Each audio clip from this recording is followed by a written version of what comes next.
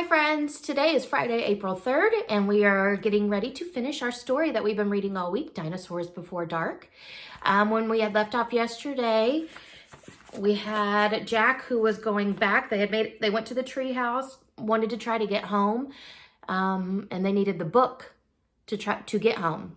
And Jack had left his book and the backpack over by the nests of the baby dinosaurs. So Jack was on his way, had got the book in the backpack, as you can see in the story here, and was trying to make his way back to the treehouse, but the Tyrannosaurus Rex was kind of closing in on him, was getting closer and closer.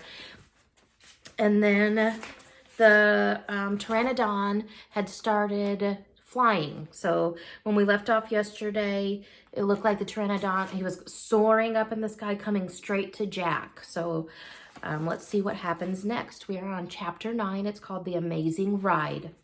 The Pteranodon coasted down to the ground. He stared at Jack with his bright, alert eyes. What was Jack supposed to do? Climb on? But I'm too heavy, thought Jack. Don't think, just do it. Jack looked at the Tyrannosaurus. He was starting up the hill. His giant teeth were flashing in the sunlight. Okay, don't think, just do it. Jack put his book in his pack. Then he eased down onto the Pteranodon's back. He held on tightly. The creature moved forward. He spread out his wings and lifted off the ground. They teetered this way and that, then this way and that. Jack nearly fell off. The Pteranodon steadied himself, then rose into the sky. Jack looked down. The Tyrannosaurus was chomping the air and staring up at him. So he was chomping with his mouth, looking at him. The Pteranodon glided away. He sailed over the hilltop. He circled over the valley, over all the nests filled with babies, over all the giant duck-billed dinosaurs. Then the Pteranodon soared out over the plain, over the Triceratops, who was grazing in the high grass. It was amazing. It was a miracle. Jack felt like a bird, as light as a feather. The wind was rushing through his hair. The air smelled sweet and fresh. He whooped, he laughed. Jack couldn't believe it. He was riding on the back of an ancient flying reptile. So there you go. There's Jack on the Pteranodon and the T-Rex there. Probably not so happy. He thought he was probably going to have Jack as a snack. The Pteranodon sailed over the stream, over the ferns and bushes. Then he carried Jack down the base of the oak tree. Then he carried Jack down to the base of the oak tree. When they came to a stop, Jack slid off the creature's back and landed on the ground. Then the Pteranodon took off again and glided into the sky. "Bye, Henry," whispered Jack. "Are you okay?" Annie shouted from the treehouse. Jack pushed his glasses into place. He kept staring up at the Pteranodon. "Jack, are you okay?" Annie called. Jack looked up at Annie. He smiled. "Thanks for saving my life," he said. "That was really fun." "Climb up," said Annie. Jack tried to stand. His legs were wobbly. He felt a bit dizzy. "Hurry," shouted Annie. "He's coming." Jack looked around. The Tyrannosaurus was headed straight toward him. Jack bolted to the ladder. He grabbed the sides and started up. "Hurry, hurry!" screamed Annie. Jack scrambled into the treehouse. "He's coming toward the tree!" Annie cried. Suddenly, something slammed against the oak tree. The treehouse shook like a leaf. Jack and Annie tumbled into the books.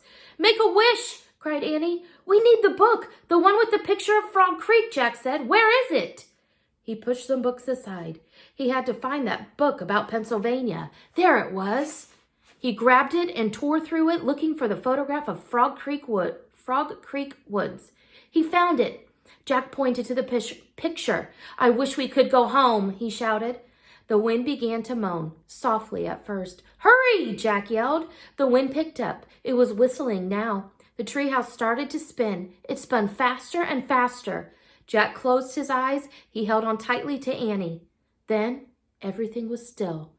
Absolutely still. Chapter 10. Home Before Dark. A bird began to sing.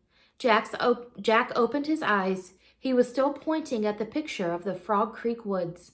He peeked out the treehouse window. Outside, he saw the exact same view. "We're home," whispered Annie. The woods were lit with a golden late afternoon light. The sun was about to set. No time had passed since they'd left. "Jack! Annie!" a voice called from the distance. "That's Mom," said Annie, pointing. Jack saw their mother far away. She was standing in front of their house. She looked very tiny. "Annie! Jack!" she called. Annie stuck her head out the window and shouted, "Coming!" Jack still felt dazed. He just stared at Annie. So there you go. You see Jack and Annie in the treehouse and Mom down there on the ground in front of the house. "What happened to us?" he said. We took a trip in a magic treehouse," said Annie simply. But it's the same time as when we left," said Jack. I'm sorry. Annie shrugged. "And how did it take us so far away?" said Jack. "And so long ago." "You just looked at a book and said you wished we could go there," said Annie. "And the magic treehouse took us there." "But how?" said Jack. "And who built this magic treehouse? Who put all these books in here?" "A magic person, I guess," said Annie. "A magic person?" "Oh, look," said Jack. "I almost forgot about this." He reached into his pocket and pulled out the gold medallion. "Someone lost this back there in Dinosaur Land. Look, there's a letter M on it." Annie's eyes got round. "You think M stands for magic person?" she said. "I don't know," said Jack. "I just know someone went to that place before us." "Jack! Annie!" came the distant cry again. Annie poked her head out the window. "Coming!" she shouted.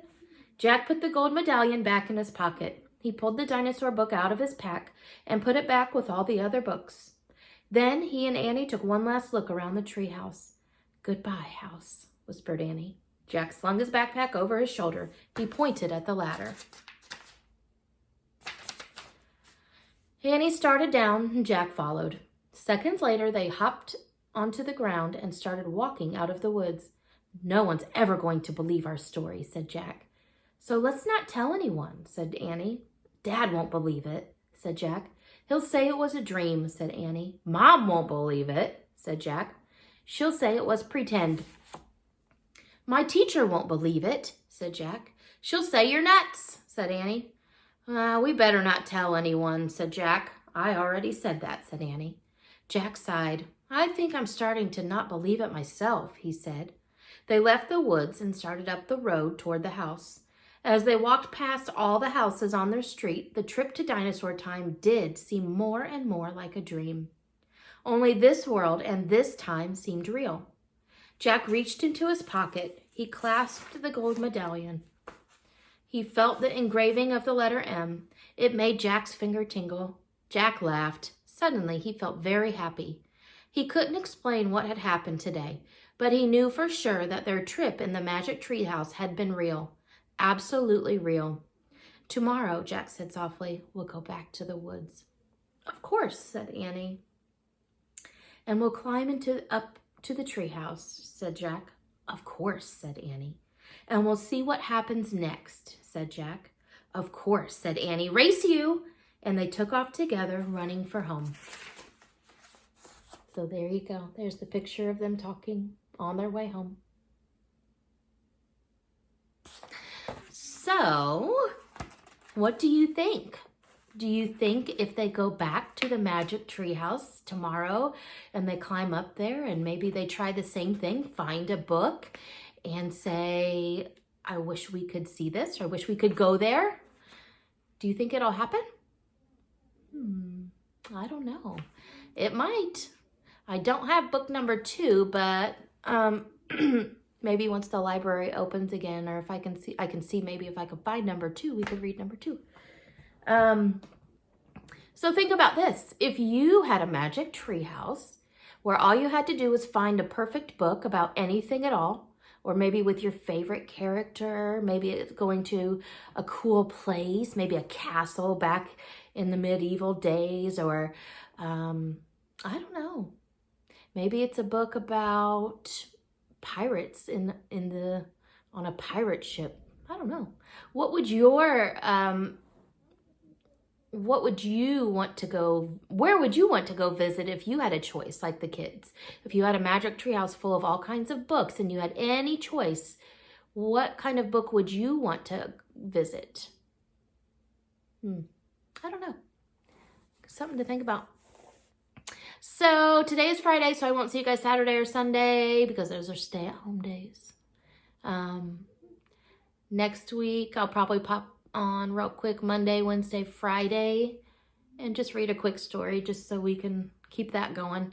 And then the week after that, we will start doing some reading and some math together every Monday, Wednesday, and Friday. So that will be interesting. Let's see. Parents